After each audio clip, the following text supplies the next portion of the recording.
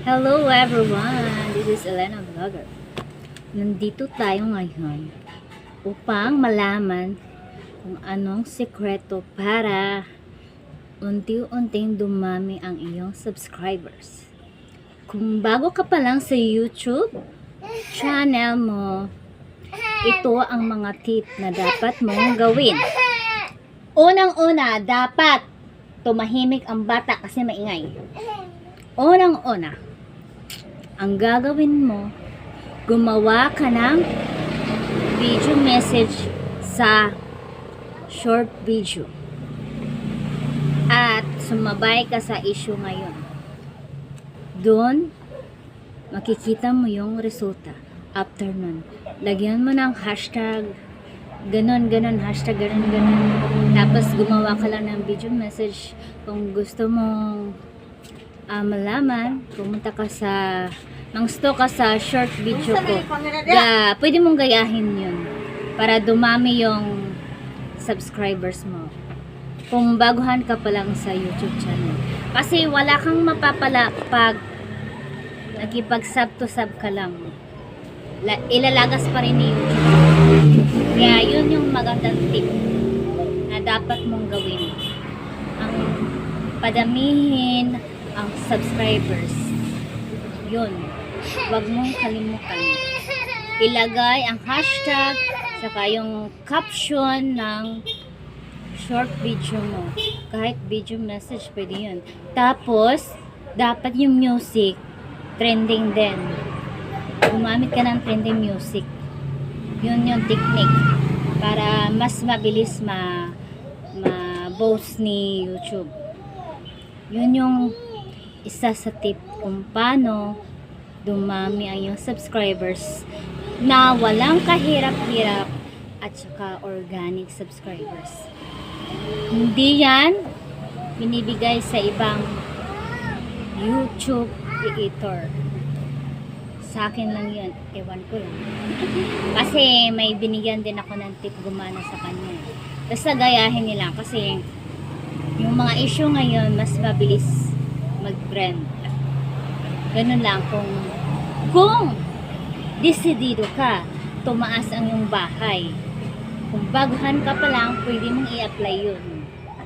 Huwag kang makipag-sub to sub. Mahihirapan ka lang. Yun ang dapat mong gawin. Huwag mong sub to sub. Ilalagas ni YouTube yun. Uulitin ko. Gamitin mo yung issue ngayon. Lagyan mo ng hashtag at saka caption. Gamitin ang trending na music. Ganun lang ang gagawin mo sa short video. Kung nagsisimula ka pa lang. Kasi ako noon ang hirap eh. Nag-try din ako makipag-sub to sub dati. Nilalagas lang. Ganun lang. Sayang yung effort, diba?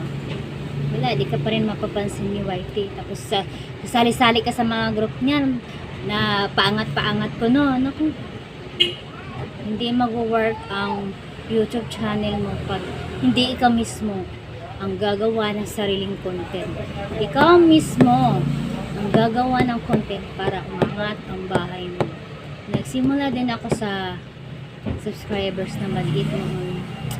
Sumali ako sa grupo kasi wala nga akong kalam-alam. Yung mga first timer tayo, diba? So, pagod lang yung nakuha ko. Hindi ako nag-monetize. Sinubukan kong kung paano dumami. Nag-experiment ako. Ganon, isa yun ang yung gumawa ka ng video message at sumabay ka sa issue. Kasi minsan ang mag-re-upload ka ng mga video na hindi sa'yo. Mga nganib ang YouTube mo. Baka ma-reuse content ka pa. Kaya mas mainam o mas okay kung sa'yo nang galing yung content para walang disgrasyang mangyayari. Kasi yun ang na-learn ko doon. Kasi na-reuse content din ako. At least alam ko na para gusto ko rin i-share sa inyong mga baguhan. Ganon lang. Kaya Huwag niyong kalimutan ang tip na yan. Kasi, effective yan. Kahit ngayon mo pa gawin, bukas, magre-resulta yan. Promise. Mag-comment ka kung magkakatotoo na. I-comment mo ang result ng YouTube channel mo. Okay? Kung baguhan ka pa lang, i-apply mo yon sa YouTube Shorts. Kasi tutulungan kita umangat